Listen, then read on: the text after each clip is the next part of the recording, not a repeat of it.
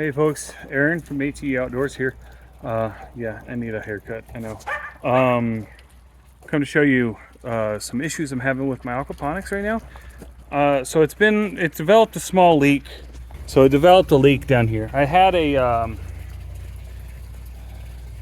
3D printed coupling that I built down here for the 4-inch pipe to fit in. And it slowly just, it was PLA. It slowly just broke apart. And I have this bucket here to make it an easier workspace so all the gravel doesn't fall down in there. I got to remove these two screws. I got to find the bits for those, remove those. Get my cap for my chicken feeder drilled and put down in there, and also use aquarium silicone to get it kind of sealed itself. And then I'll show you down here, and you can see it's been leaking for a while, but with all that, this O-ring right here should go ahead and finish it up. And then what I'm switching my system over to is I'm just going to make it a constant flow for a while, and that'll allow my plants to do their thing whenever I'm gone on vacation. In fact, y'all won't see this video until I get back, but we're gonna go visit my grandparents in Louisiana. But I'll show you all my basil, my forest of basil here, my wrong time of the year planted cabbage. Now that it's starting to cool off, this is filter kraut, so it should make a cone out the top. I've got 3 of those. I'm testing to see if maybe, hopefully I can get this to root. This is a cutting that was broken off by a cat or something of my tree collards. Look at that. During the summer they just like crisped up and died back, but fret not, because it's got little new limbs coming out, and I'll be removing those when we get back from Louisiana and setting them up in their own thing. Watch out, Toby. Oh, here's that 3D printed flange thing I made. You can tell it did not like life underwater for the past, it's 24 now, so 2 years, a little over 2 years it's been in there. Now I've got my Dutch bucket system going here. That is my little pitiful okra plant that is probably not actually ever gonna produce. In fact, I could probably pull it out now. This is my last white boar pumpkin. I had a bunch of them growing over here, where I've got some unknown squash and some potatoes in there right now. This was a volunteer, I believe, cherry tomato off of the ground from last year, a seedling from seeds that fell when I was ripping them all out. This is a planted, I'm not exactly sure what kind it is, some more random squash just to fill buckets. These are a couple of random gourds. I believe this might be a long neck gourd. I'm not sure. I don't know if I'm actually going to get anything growing off of it. And this, I believe, may have been the Peruvian sugar bowl.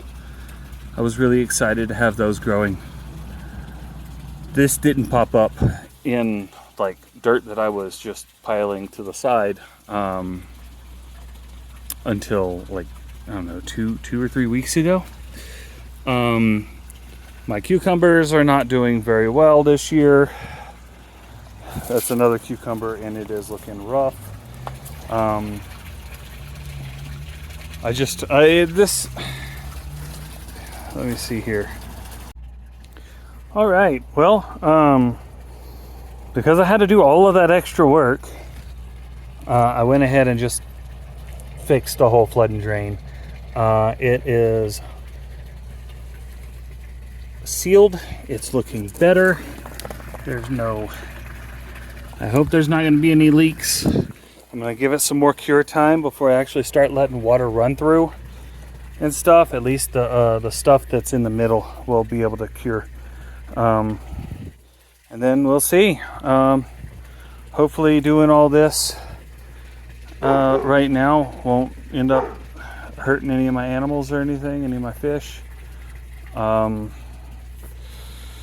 it was kind of a emergency thing. I've slowly been getting the stuff so this kind of stuff doesn't hit me as hard whenever it does hit. So I'm probably still gonna go ahead and have it set up as a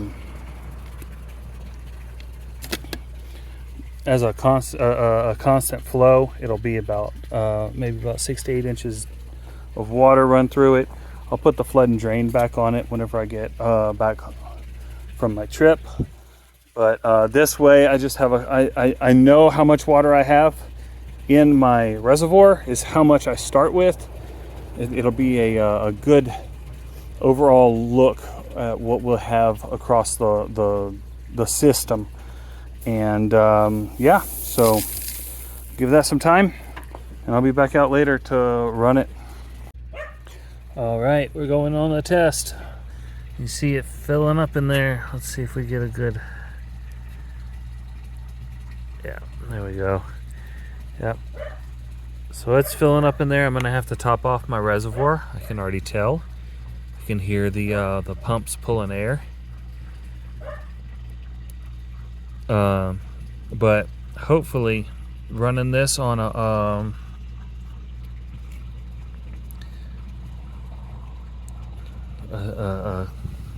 constant flow will ensure that I keep enough water throughout the week.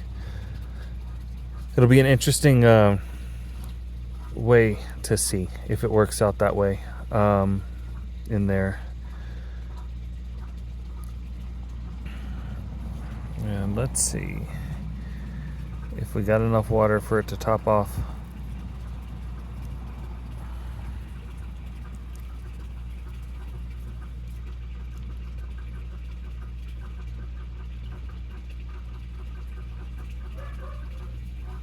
Probably not.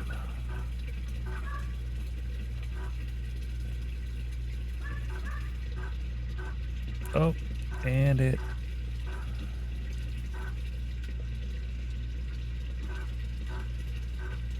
will start feeding back through.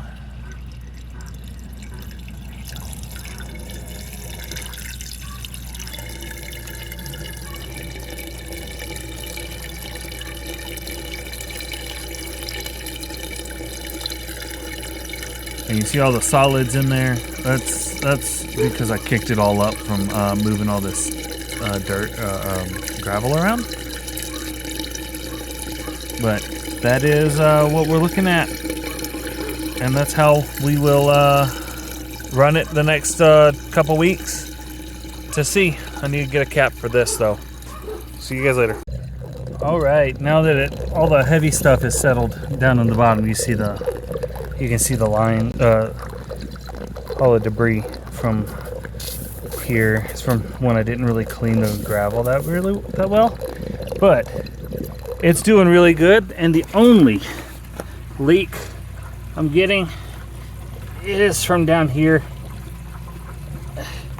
I just need to fix the silicone or the plumber's tape in that position right there. Oh, and where it meets in right here. I need to redo all of this. When I cut this in half, you see where it's bowing down right there? That whole side is going to be removed, and this is going to be directly over the reservoir over there. But that is my current update for my aquaponics system. This year was mostly a failure. Hoping that I can get everything straightened up over the winter and get it going better. I'm going to be reducing the size of my grow bed here, and I'm going to be adding some gutter systems in. I'm also going to be adding a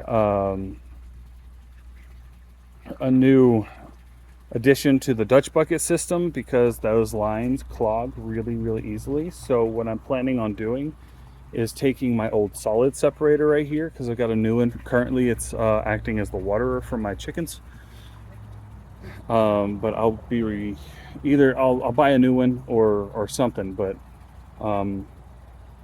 I'll take my old solid separator because it's got a small leak, and I'll plug that leak and I'll turn it into a multi-stage filter, and then run PVC along the back of all of my Dutch buckets where the water will exit out into the buckets and then return back to the reservoir. So it'll be filtered for the majority of the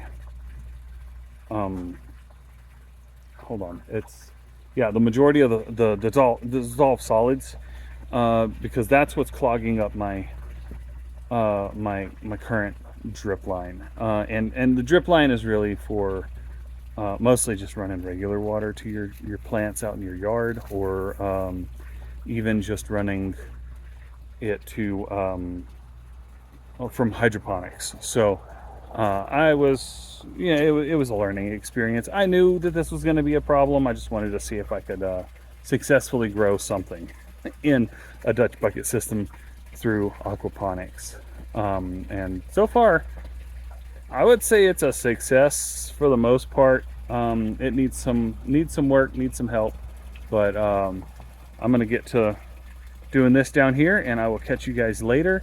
Hopefully you enjoyed this video. If you did, send me a comment. Let me know what you would do in my little area. Anything you would do differently. I'm willing to take ideas for sure. I'm always looking to improve my my growing, my my system.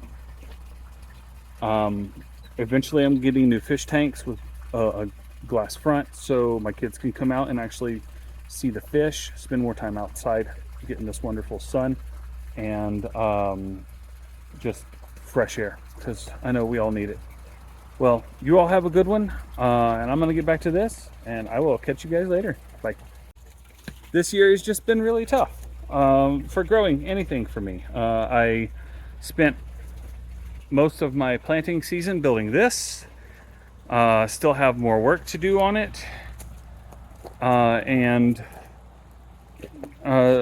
taking graduate courses. I'll flip you around again real quick, and I'll show you some random peppers I've got growing in a pot.